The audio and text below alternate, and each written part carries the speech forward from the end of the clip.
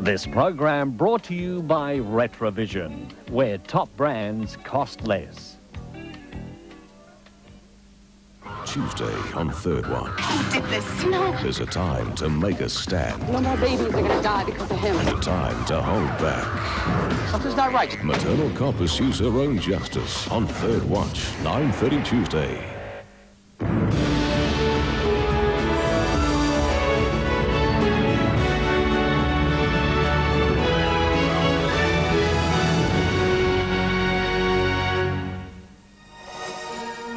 Commonwealth and colonial detail marriage plans with thousands of jobs to go. Australian relatives mourn victims of tragic Pacific Island school fire, and Schumacher on the skids after fastest time in Melbourne. From National 9 News, this is Nightline with Jim Whaley. Good evening. A day after Telstra's plans to cut thousands of jobs sent ripples of anxiety through the bush, a new worry in rural Australia today over the planned merger between the Commonwealth and Colonial. The corporate marriage would bring together assets of $220 billion, but at the expense of 2,500 jobs and many branches. And there are still a few hurdles to clear before the deal gets the final okay. Laurie Wilson has our report. Commonwealth boss David Murray and his colonial counterpart Peter Smedley have set about creating a financial powerhouse, extending well beyond their traditional banking interests. We'll be number one in domestic banking assets, number one in funds management, number three in life insurance, and number two in allocated pensions and annuities. The merged group will have total assets of around $220 billion and more than $80 billion in funds under management. For colonial shareholders, the Commonwealth Bank offer provides a level of benefit which could not be achieved in the medium term by colonial standing alone. Unlocking those benefits, though, does come at a price. Thousands of jobs will go, and around 250 bank branches will be amalgamated. Well, we think another 2,500 to 3,000 jobs are going to be lost as a consequence of the merger, and we don't think it should go ahead. New South Wales Premier Bob Carr says the merger will have a serious impact, particularly in country areas. It would look like the closure of 70 branches in New South Wales, more than 60 outside metropolitan Sydney, with the central and north coast of New South Wales being hit the hardest. In response, David Murray has promised one existing bank branch in each town will be maintained for at least 5 years. In business terms, to give a commitment for 5 years is a very substantial commitment. Treasurer Peter Costello still has to sign off on the deal, as does Competition and Consumer Commissioner Alan Fells, who says it will take at least 2 months to review the merger. We will scrutinise it very closely indeed. But the banks seem confident the authorities will give the merger their blessing. I think we should get through, but I can't preempt the Treasurer's position. Laurie Wilson reporting for Nightline. A double body blow today to the political and financial fortunes of Pauline Hanson's One Nation party. An appeals court has upheld a decision deregistering the organisation in Queensland. It will now have to repay $500,000 in election funding, a former One Nation candidate claiming it's the end of the road for the crisis-ridden party. Terry Sharple's one-man crusade against the crippled Hanson juggernaut paid another dividend today. Hostile La Vista, Pauline. Who's got the camera? It was the legal battle Hanson needed to win to salvage some credibility after being sunk by the Supreme Court last year. It found that the party was invalid because it was created under fraud and misrepresentation. But Hanson struck back, claiming the decision was flawed because a key witness, ONP official Andrew Kahn, had been pressured into telling lies by Terry Sharples. Today, the Court of Appeal found Kahn, who was supported by party heavyweights, the two Davids, Oldfield and Ettridge, unconvincing. He got caught in so many lies that it was just breathtaking. The One Nation party also under investigation for fraud after a series of raids by police in January hasn't yet applied for formal registration in Queensland. Pauline Hanson's One Nation party will now be required to return $500,000 in taxpayer funds to the Electoral Commission. Well, the funds are still with the party and we'll be seeking recovery immediately. It's understood the money is in an offshore bank account. Former One Nation candidates say they haven't received any reimbursement for their election costs. Pauline Hanson was uncontactable today. Andrew Trewin for Nightline. A memorial service was held in Sydney tonight for 18 girls and a woman killed in a school fire on the tiny Pacific island of Tuvalu. It's thought the victims were caught behind locked doors after a candle was knocked over in sleeping quarters. Members of the small Sydney Tuvalu community gathered at the Catholic Church for an emotional remembrance of the 19 who died. 4 of Truman Lomi's nieces were among those killed in the blaze. I woke up, it's supposed to be my a happy day for me. It's my 50th birthday, but it ended up in a very bad situation. I call it, it's a Black Friday. The government-run school on the island of Vaitupu had tried to prepare for such an emergency. These 4-year-old pictures show students participating in a fire drill. But last night, in a locked dormitory with most occupants asleep, escape for the 18 girls and a supervising matron who attempted a rescue was virtually impossible. A candle started the fire, initially trapping 36 girls, half of them freed when a caretaker forced a door in. 2 suffered serious burns. It's devastating for Tuvalu, with a population of just 10,000. Nearly all the communities on the 9 separate islands are mourning. Sydney-sider Winnie Falani lost his 14-year-old sister in the fire. Just last met on 98. She just told me to save my money to send her to school.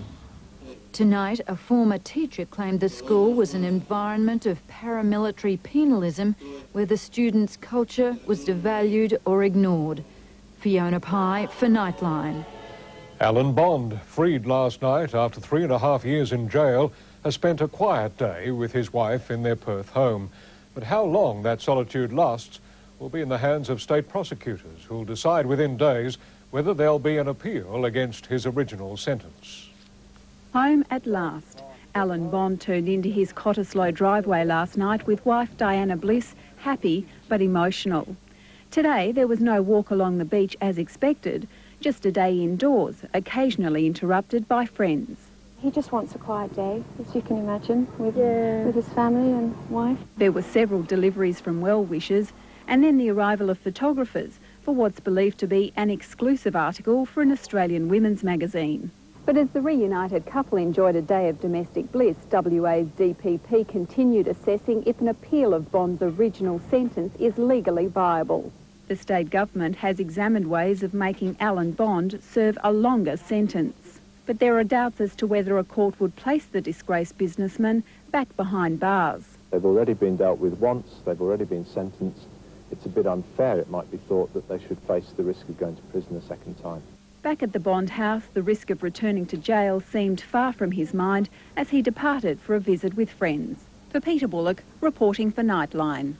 The New South Wales Police Commissioner says officers won't be intimidated after shots were fired at a patrol car in Sydney's southwest. 2 officers were inside the vehicle when 3 shots whizzed past. Police investigating the shooting today were abused. Commissioner Peter Ryan claims the incident is payback by criminal gangs angered by a crackdown on drugs and prostitution. 2 people were arrested, 1 charged with an unrelated shooting. Firearms, stolen property and drugs were seized. Perth police have increased patrols in the inner city suburb of Northbridge, targeting Asian gangs believed responsible for a string of serious assaults. In one of the worst recent attacks, 10 men wielding steel fence posts and bottles attacked 2 brothers. 1 remains in critical condition. Police say the gangs roam the area, attacking victims at random. Foot and car patrols have now been increased, particularly at weekends. Plenty of thrills and spills on the first day of Formula One practice at the Melbourne Grand Prix, with Ferrari's Michael Schumacher involved in a dramatic high-speed crash. Schumacher was on the skids just after recording the fastest practice time. He walked away unhurt, but the incident revived memories of the German's accident last year when he broke a leg. Michael Schumacher was pushing his Ferrari hard through the second practice session when suddenly the red blur came off the track, smashing into the safety barrier. When the dust cleared, the champion driver stepped out. He was fine, his car though certainly worse for wear. 2 wheels snapped off. Team mechanics now working overtime to get the car ready for tomorrow's official qualifying. Schumacher clearly displeased. Strife 2 on day 1 for Cross newcomer Nick Heidfeld. Eddie Irvine's Jaguar stopped. No easy breaks either for a stalled Johnny Herbert. World champion Mika Hakkinen turned at the top of a straight, while his teammate David Coulthard did an ear-shattering 360. In the V8, Garth Tander took out the first Hot Wheels showdown, Mark Scaife coming in second. A day full of highlights for the 78,000 who walked through the Albert Park gates, the highest Friday attendance since 1996. Just for $2, we'll get you earplugs, sunscreen, headache tablets and Band-Aids. For those competing in the celebrity race, final preparations and game plans. Hopefully a few of those boys will drive off the road and sneak through. Start at the back, finish at the back, and no one will lap me. But the envy of all spectators today was this man, computer technician Darren Burgess. He won a competition to ride in a McLaren Mercedes 2-seater, a set of wheels worth $2.5 million. This is the dream come true. This is it. I have no more dreams now, I'm right. Nina Stevens for Nightline. After the break, thinning the ranks in the US presidential race as McCain and Bradley bow out, and putting the record straight, the bodyguard who survived the crash that killed Princess Diana.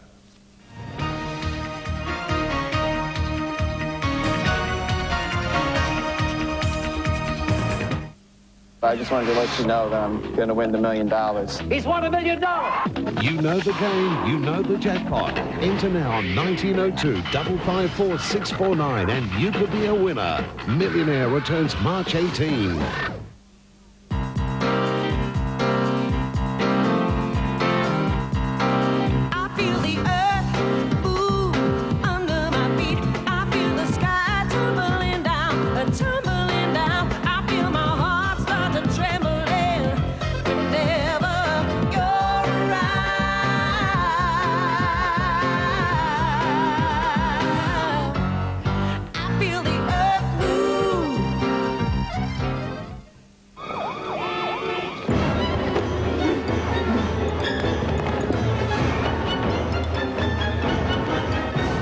No escaping the new Pizza Hut's big new range of pizzas.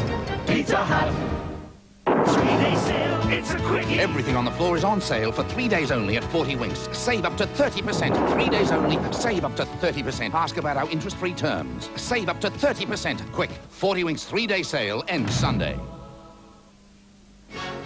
A special from Video Express. Rent 2 new releases for $6 from Monday to Thursday or $8 from Friday to Sunday. And all weekly movies are just $1.50 every day. Now that's a special from locally owned Video Express, Kings Meadows and Kings Court. It's Chicken Feet's 10th birthday! 10 years of crazy prices! And that's 10 years of great service. And we've only just begun! 16-piece quality stoneware dinner sets, $10. 90-minute TDK audio tape 5 for $10. Marble look clock with photo frame, $2. Kids bookends heaps of design set of 2, just $10. And set of 4 heavy-duty rubber car mats, $7.95. Chicken Feet's 10th birthday sale on now! Don't you love them? Former South Australian Governor Dame Roma Mitchell was honoured today with a state funeral. St Francis Xavier's Catholic Cathedral in Adelaide and an adjoining marquee were packed as Dame Roma was praised for her service to the community as well as her wisdom. Among those paying their respects, politicians from all sides, including 5 former state premiers as well as governors from other states. A broad range of religions, charities and community groups were also represented. The Queen sent a message saying Dame Roma was well remembered in Buckingham Palace. Some people try to sneak onto Australia's northern coastline, but the 48-year-old Indonesian fisherman who arrived hungry and dehydrated earlier this week was swept to our shores at the whim of the sea and wind. However, his ordeal has not saved him from a rather dubious reception, spending the past 4 days in jail, a decision that aroused anger across Darwin. This was David Lewin. The Day Park Rangers found him wandering, starving and dehydrated on the Coburg Peninsula 200 kilometres northeast of Darwin. Adrift for 3.5 weeks on board this crippled outrigger, the 48-year-old lived on seaweed and rainwater. But his incredible survival story today turned to one of outrage when the Indonesian consul in Darwin revealed Mr. Lewin has spent the last 4 days in a remand centre at Berrima prison. We cannot understand why such a distressive error should be detained. Australia deals with him by putting him in prison, along with a whole lot of criminals. Comparisons are now being made between the treatment meted out to Mr. Lewin and other lost mariners such as British yachtsman Tony Bullimore. Tony Bullimore wasn't carted off to jail or put in a detention facility. Late today, immigration officials bowed to the growing outrage and released Mr. Lewin from prison and into the care of the Indonesian consul.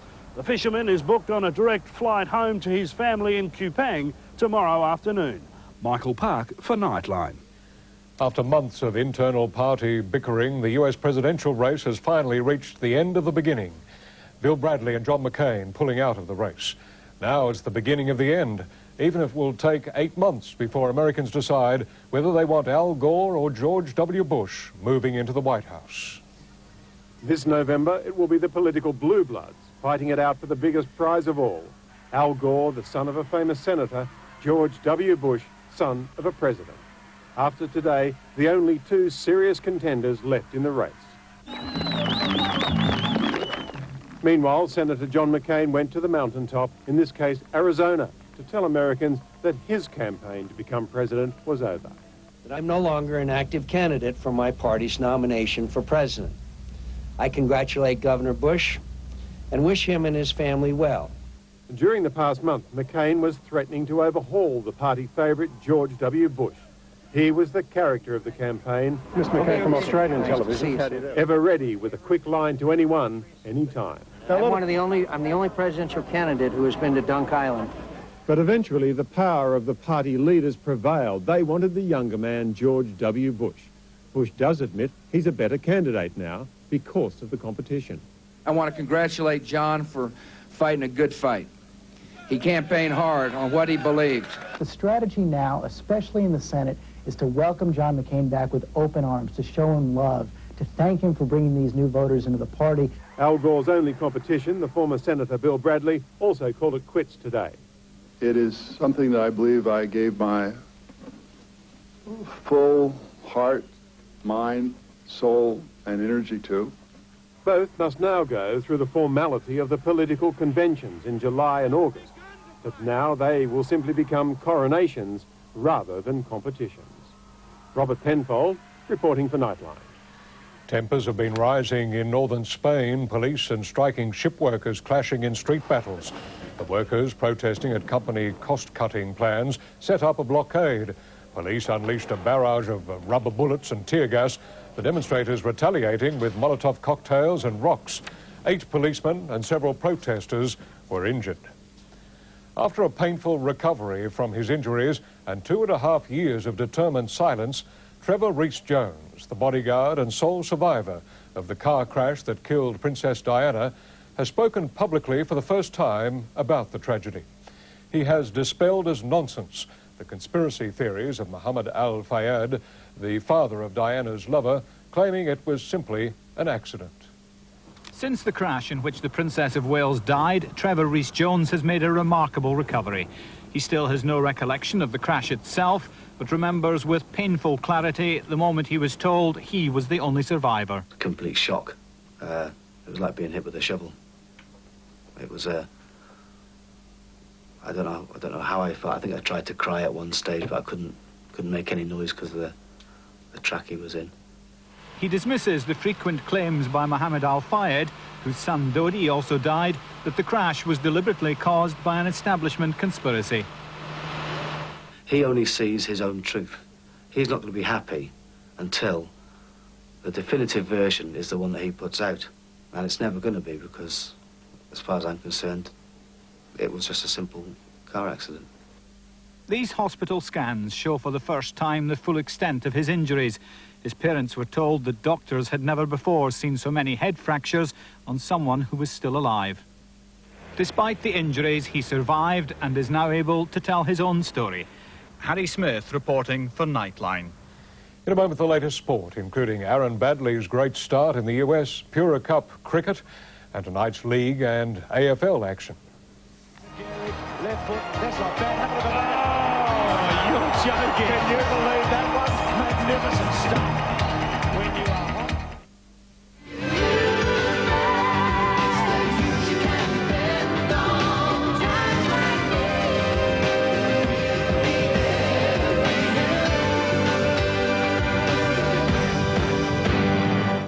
Get into the brand new Master Estina shades or Protege shades, and you won't just be buying a better car, you'll also be getting air conditioning, power steering, driver's airbag, and a 4-speaker stereo system. But you'll also get, come on boys, remote central locking, alloy wheels, CD stacker, and a special shades decal, all for only $29.90. But you better get in quick. Great news from Radio Rentals. Rent anything from Radio Rentals and save 25% off the second appliance, same rate or less, and save 50% off the third appliance. Call Radio Rentals on 131 181 now. Rent a fridge for $9.50 a week. Save 25% off a big 51cm TV and save 50% off a VCR. A VCR for just $2.55 a week. Call 131 181 now. Exclusive to Radio Rentals. Call 131 181 and save a whopping 50%. It's Chicken Pete's 10th birthday! And that's 10 years of crazy prices. 10 years of savings! And we've only just begun. 2-tier coffee table, $14.95. Multi-purpose utility shelf, $25. Multi-level entrance stand, $29. Ideal for any room, 4-shelf bookcase, $35. An entertainment unit with 3-tier side units, $49. Chicken Pete's 10th birthday sale on now! Don't you love them? With Continental Wrap's teriyaki mix and some flatbread, you can roll something new, delicious and fun all into one. Great wraps, Mum. You and Continental. Just brilliant. Now to sport, and round one of the AFL continued tonight with the Kangaroos up against West Coast at the MCG. The Roos may be the premiers, but clearly the Eagles weren't worried about reputations, leading at every break and finishing 43 points in front. It's been 6 years since the West Coast conquered the Kangaroos in Melbourne. It puzzled former coach Mick Malthouse, but this time the start was faultless. So much so, the Eagles booted 6 straight goals. It looks good at night. He'll kick 6 straight and he's got 3. One to remember for 300-gamer John Blakey, but West Coast bullied its way to an 8-point break. That was strong, I think, coming from Embley. The Kangaroos lacking in defence and attack, suspensions costly. Despite playing with pain, one way out was the power of Wayne Carey. Outside 50 metres, no problem. Loads it and kicks it. Winston Abraham needed a run at it, the distance there. Look at this, it's a great goal, it's a goal, it's a goal. The Eagles charged away again, at one stage, 8 straight goals. Philip Matera, 3 goals in 3 minutes, a staggering 11 goals won. The term ended in brilliance. Fraser Garrick out of the pocket. Oh, you're joking. Can you believe that one? By the end of the third quarter, the Matera brothers had 9 goals between them. A slap in the face for the Kangaroos. Even their hard men were pushed off the ball.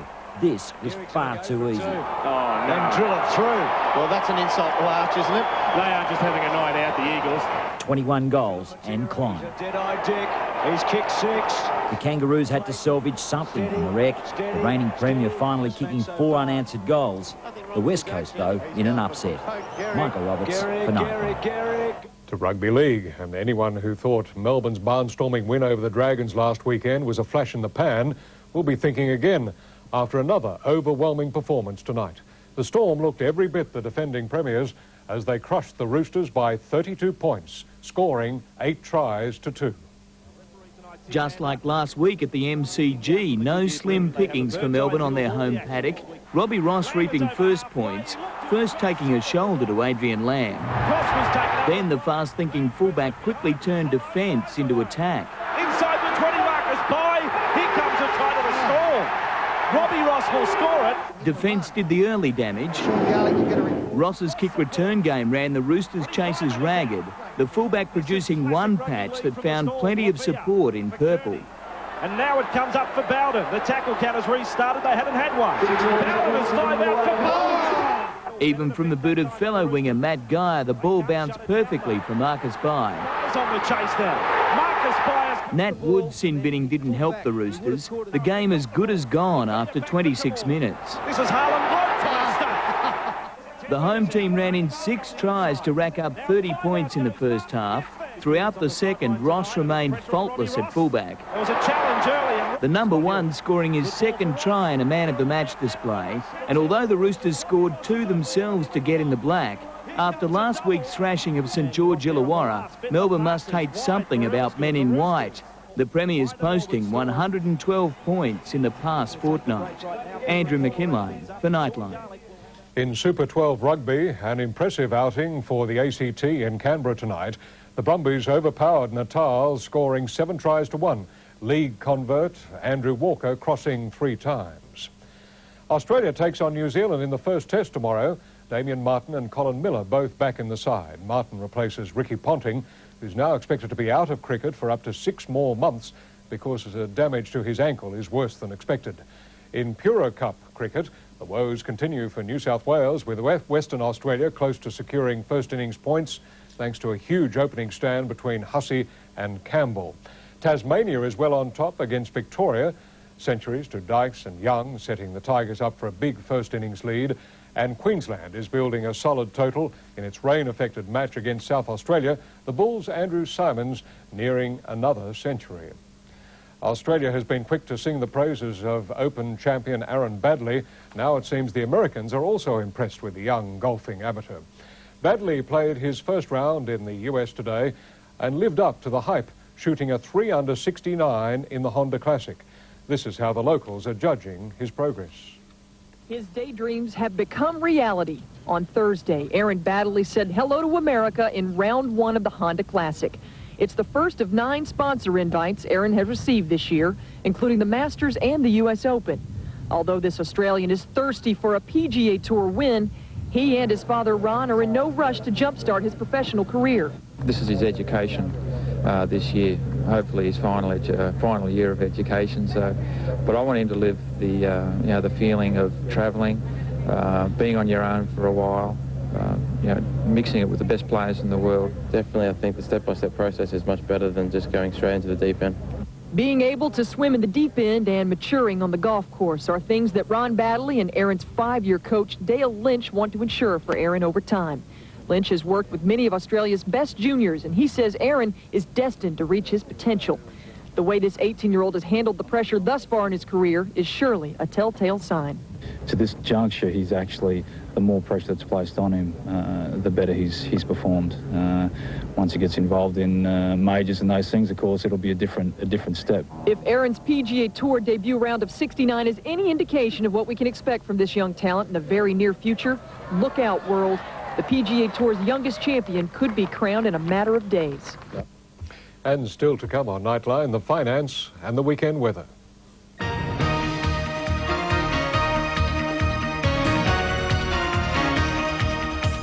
This weekend, Formula One rolls into Melbourne. 2 great days of high-octane action. Catch the qualifiers, V8 Supercar, Celebrity Race and the main event direct from Albert Park. The Australian Grand Prix, only on Win Television.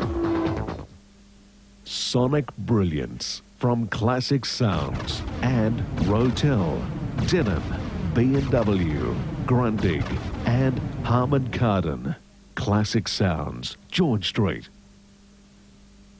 It's Chicken Feet's 10th birthday!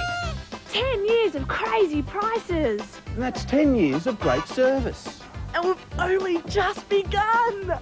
16-piece quality stoneware dinner sets, $10. 90-minute TDK audio tape, 5 for $10. Marble look clock with photo frame, $2. Kids bookends heaps, a design set of 2, just $10.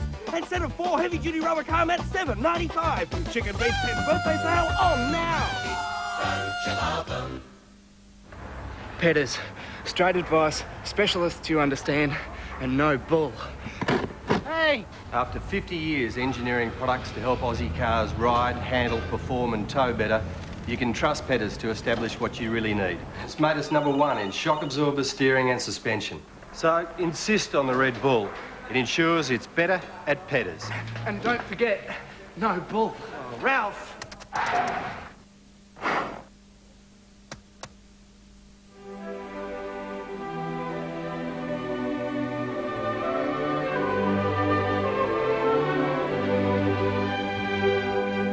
For accurate, up-to-date market intelligence and the right advice on how to build a balanced investment portfolio, see JB Ware & Son, Australia's leading private investment house. Phone one of JB Ware & Son's investment advisors soon. Finance and the Australian share market finished the week in positive territory on the back of strong gains on Wall Street and the Nasdaq. The All Ords gained almost 3 points. In Tokyo, the Nikkei was up 88 points. In London tonight, the FT 100, 105 points up in morning trading. Gold is fetching $292.35 US an ounce. And in European trading tonight, the Australian dollar is buying 61.54 US cents, 63.6 euro cents, 65.4 yen and 38.8p. The national weather and an intense low continues to dominate much of the west, while cloud associated with a trough of low pressure is moving through eastern Australia. Another trough is moving through the Bight with a cold front approaching Tasmania. The forecasts: showers and storms for Darwin, showers clearing in Brisbane, rain periods for Sydney, showers in Canberra and Hobart, fine for Melbourne and Adelaide, and in Perth it should be a fine day there as well. That's the news this Friday night from all of us here at Nightline. Have a great weekend. Good night.